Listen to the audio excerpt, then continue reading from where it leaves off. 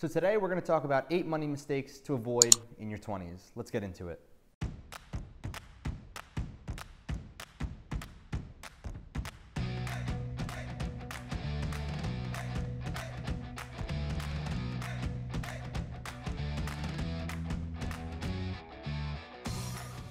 So the first thing I would say is not taking risks. A lot of people don't realize that in your 20s is the best time to go out there and take calculated risks. What do I mean by that? Well, quite frankly, if you think about it, and the way I look at it is that if I were to lose everything that I have, I would probably restart in my mom's basement where I started in the first place. So for me, it would make sense to go out there and try to risk as much because I don't have a family, I don't really have kids to worry about, and I can go out there and make riskier plays for higher rewards. So at the end of the day, not a lot of people in their 20s take enough risk, and they like to play the game of life conservatively. And if you're somebody like that, you might want to consider perhaps maybe just taking a little bit more calculated risks. I'm not talking about going to the casino and putting all your money on black and then hoping that you win. That's not a calculated risk. That's just blatant stupidity. So again, make sure that you're going out there and having some sort of risk because, again, some risk and some reward can definitely pay off in the long run. The second thing, which is a huge, massive drain of money, is partying and drinking. Now, I know a lot of people, I myself was also really big into this. I used to just enjoy partying pretty much every Wednesday, Thursday, Friday, Saturday, and Sunday. And eventually, when I started looking at bank statements, I realized that my bank account was not too happy with me doing that. And so I had to take a step back. And then once you actually step away from that and you get yourself out of that environment, it feels a lot more freeing, if you will. So one of the best things I can suggest to anybody is take a look at how much you actually spend drinking alcohol, especially in your 20s. I can only imagine between 20 to the age of 24, you're probably at your local bar in a college town or hometown, just getting belligerently drunk with your friends. That's cool and all, but at the end of the day, it's probably costing you more than you're actually gaining from it because you wake up the next day with a massive hangover and a terrible headache, and that's on you. So again, it'll definitely save you some money if you cut back on it. I'm not saying go cold turkey. What I'm saying is maybe just, allocate some of that money somewhere else. Perhaps maybe invest in yourself or invest into your future. That's a thing. Let's move on to number 3. Now, number 3 is having kids too early. Now, there's nothing wrong with having kids at a young age. It's just kids are more expensive than dogs and cats combined.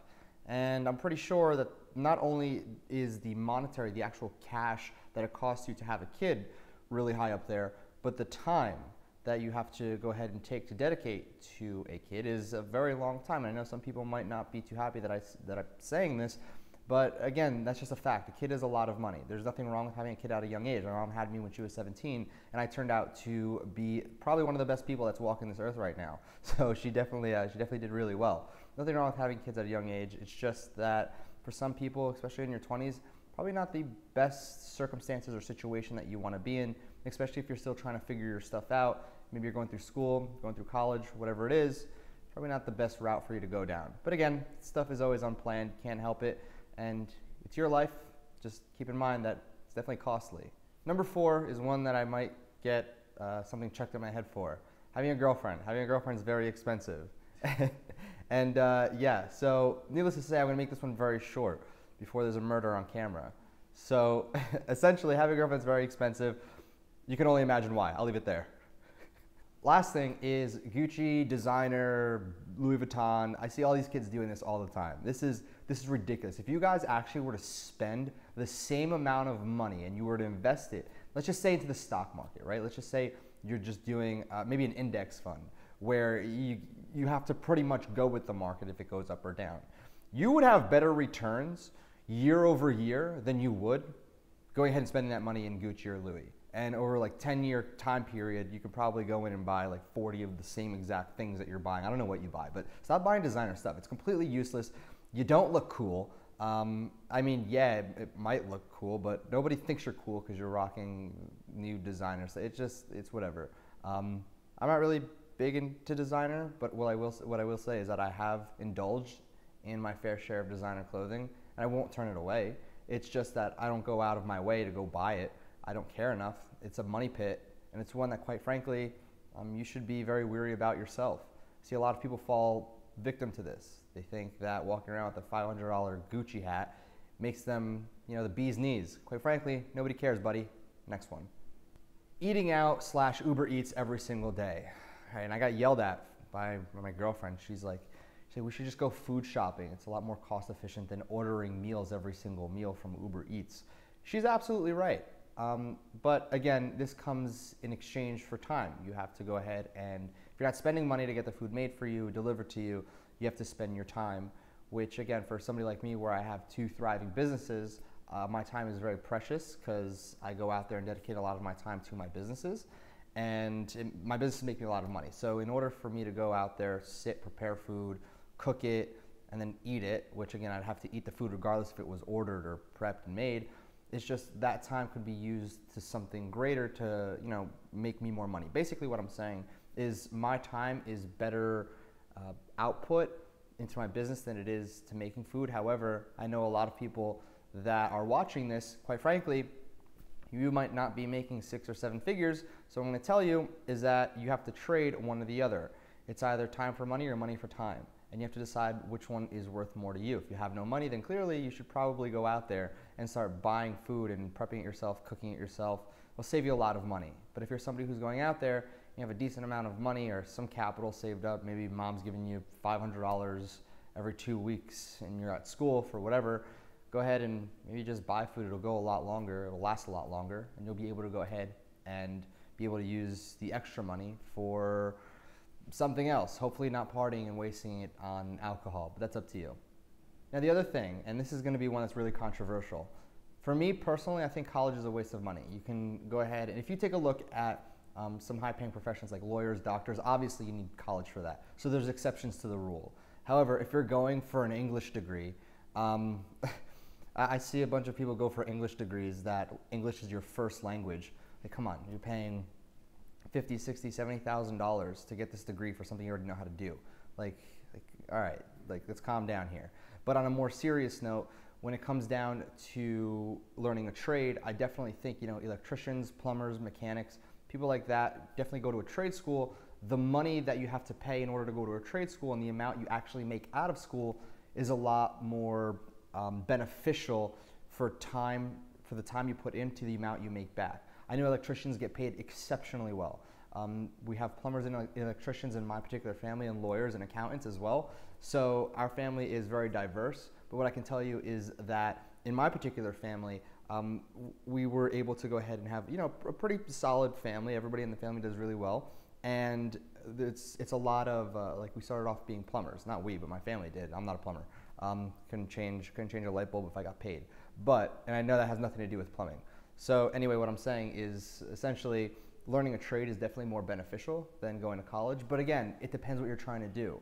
But college is a big money pit. And here's another interesting fact. If you declare bankruptcy, the only type of loan that you can't declare in bankruptcy is actually college loans. So if you have, let's just say $70,000 in college debt and you have $100,000 in credit card debt, you can actually declare bankruptcy if you can't pay it off. And then your $100,000 in credit card debt, you can go ahead and have it wiped off, but that college debt will never leave. Your college debt will never leave. That's debt that you cannot get rid of at all. It does not go away. So that's an interesting fact that not a lot of people know about. So I heard somebody say, oh yeah, if you ever want to get rid of debt, just go ahead and declare bankruptcy. Not only does it shoot your credit, but at the end of the day, college is just one form of debt that you cannot wipe away if you declare bankruptcy. So your credit gets shot and you still have your college loans. Enjoy that.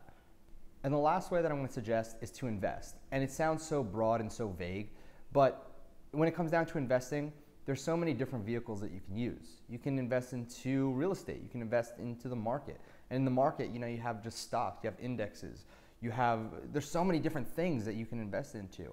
And unfortunately, this isn't a video where, one size fits all. What you want to do is you want to go out there and find what you are most knowledgeable in. I won't ever tell you to put your money in something you have no idea what's going on. If you're into electronics, right? If you're into the electronics market, perhaps maybe you can start allocating some of your funds to up and coming technology companies, or you can put some of your money into Amazon or Apple if you know what's going on in that sector. Just like Warren Buffett, I find this so interesting. His big plays and where he makes most of his money are from sectors that he knows about. He won't even touch the technology sector. Why? Because he has no idea about what's going on in the technology sector. And that's actually one of the rules in one of the books that he recommends. So it's one of these principles that is mentioned inside The Intelligent Investor by Benjamin Graham. Now this book is 600 pages, but it's almost like the Bible of investing. A really good book for anybody who's interested in investing and learning how Warren Buffett made all his money. That's the book that you should go ahead and read. But again, it takes some dedication, and this isn't for everybody. This is if you actually want to go ahead and have a stable, healthy, and wealthy life. And not just be a 35-year-old looking for love in some random bar and hoping that life is going to work out for you miraculously. So again, you have one of two options. You can go out there and you can keep doing exactly what I said, keep living your life the way you do, which is totally fine. Or you can go ahead and start making some decent changes, but it's completely up to you. Now, the last thing that I want to do is invite you to a free workshop that I'm holding outlining one of my businesses. And you can go ahead and take a look in the description to learn more about that. I'm actually going to show you live how I create these stores with products I never have to touch and how you yourself can get involved doing the same exact thing. And again, my name is Dan Dasilva. If you haven't done so yet, make sure you subscribe to this channel and take a look at this video right over here. It's something that I prepared for you. I'll see you tomorrow.